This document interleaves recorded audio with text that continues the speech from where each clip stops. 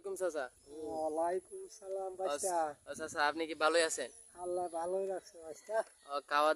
খাবার খাইছেন নাকি? হ্যাঁ খাবার খাইছি। খাবার খাইছেন, নামাজ পড়েন না? হ্যাঁ নামাজ তো আল্লাহ পড়াই। মানে চাচা আমি একটা কথা বলবো, মাইন্ড করবেন না, ঠিক আছে? না বলেন। ও চাচা এই যে আপনি মনে করেন মৃত্যুর পরে আপনি আপনার মনে করেন কবর কোন জায়গায় দিতে, আপনারা যেন ভালো লাগে এনেই দিবেন। আপনার কি মরার কথা কি ভয় করে? অবশ্যই ভয় করে। ভয় করে? অবশ্যই। আল্লাহকে আপনি কি ভয় পান?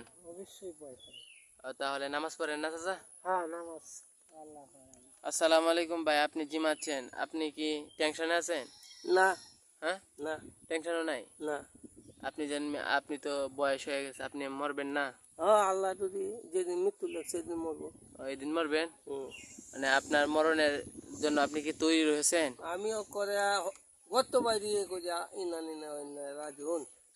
তাহলে আপনার মৃত্যুর জন্য যেন এই আল্লাহর কাছে কিছু কি সংগ্রহ করছেন, যেন মরার পরে আপনি আল্লাহর কাছে কি জবাব দেবেন? সম্ভব কি করাম, সম্ভব করার মতন সুযোগ পাইছি না আর করছিও না। তবে আল্লাহর ইচ্ছা যদি আমারে আল্লাহ মানুষ বন্দা হিসাবে আল্লাহ মাফ করে। আমি তো গুনাহগার বন্দা, আমার মতো গুনাহগার আর দুনিয়ায় কেউ নাই। তাহলে ভাই আপনি অতীতে যা করছেন আল্লাহর কাছে তওবা করেন। আমি হাজার তবা করতেছি, হাজার তবা। আল্লাহ তুমি আমার মাফ করো। হে আল্লাহ, এই বান্দাটারে তুমি কবুল করো। আচ্ছা আচ্ছা, আপনি কি তওবা করছেন? আপনি তো ভালো বয়স আছে। অবশ্যই অবশ্যই হ্যাঁ, তবা করতে। কি বলে আপনি তওবা করছেন? আল্লাহর কাছে মাফ চাইতেছি, মাফ করতে। আল্লাহর কাছে মাপ চাইতেছেন? মাফ করতে। আচ্ছা, তাহলে আল্লাহ কবুল করবে। আমি ছোট মানুষ, আজকে তাদের কাছ থেকে আমি কিছু কথা শুনলাম।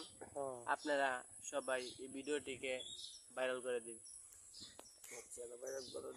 ভাইরাল আমরা দেখাইও। বিদায় নিবেন।